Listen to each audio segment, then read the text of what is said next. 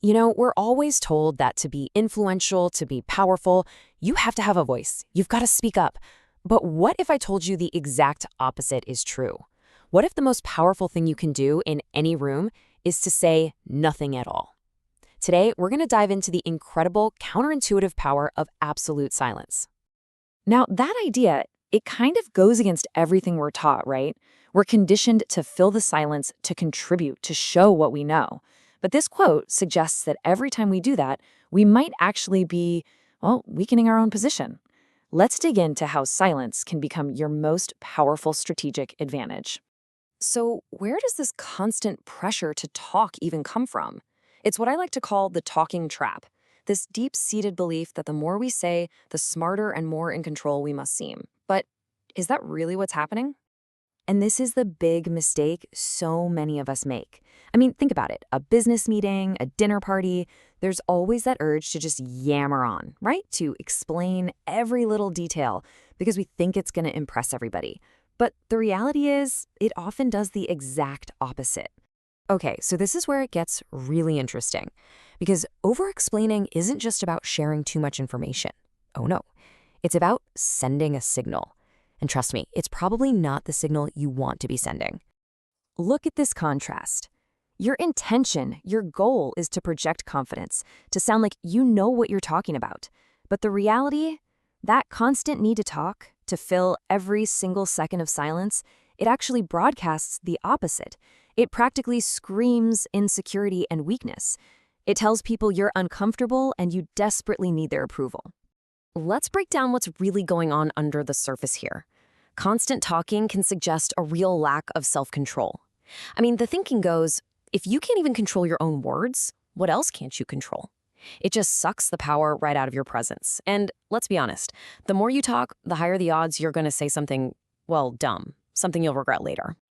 So if talking too much is a trap, what's the way out? What's the alternative? The answer is actually pretty simple, but it is so powerful. It's all about weaponizing your silence. The author, Robert Greene, he just nails it with this fundamental law of power.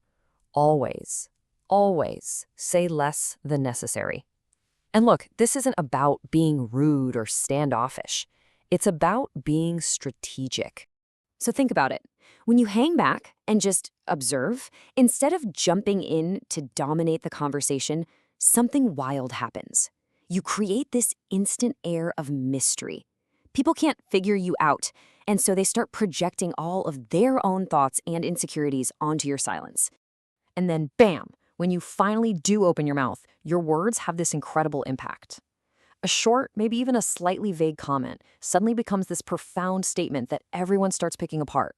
They're all wondering, whoa, what did they mean by that? By speaking less, you make every single word you say that much more valuable. Okay, I get it. This might all sound a little abstract, a little theoretical. So let's look at a real-world example of this principle in action. It's a fantastic story Robert Greene tells about his meetings with the rapper and businessman 50 Cent. So, picture this. You're in a boardroom.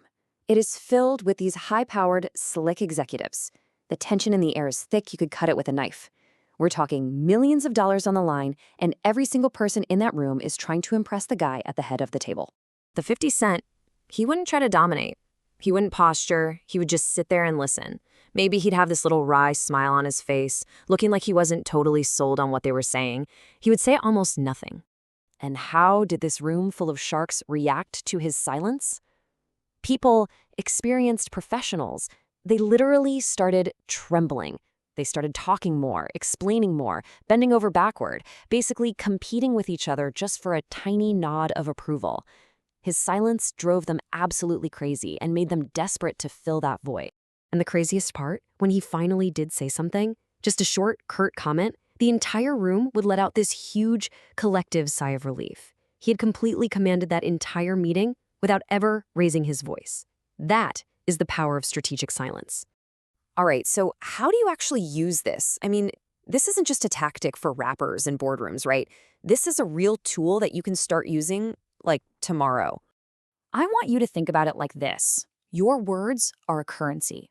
The more of them you spend, the less each individual one is worth. It's just inflation. But by being selective, by being stingy with your words, you increase their value exponentially. So what's the game plan? It's really just 3 simple steps. First, learn to embrace the awkward silence. Next time you're in a negotiation and someone gives you an offer, just be quiet. Pause for a few seconds longer than feels normal. Just watch what happens. Second, wear the mask of control. Act as if every word you consider saying is incredibly important. And third, just observe. Let other people feel that pressure to talk, to explain themselves, to fill the void you've just created. You'll be amazed at what they reveal. So, I want to leave you with a challenge. It's not about what you're going to start saying. It's about what you're going to stop saying. In your next meeting, your next conversation, what are you going to hold back?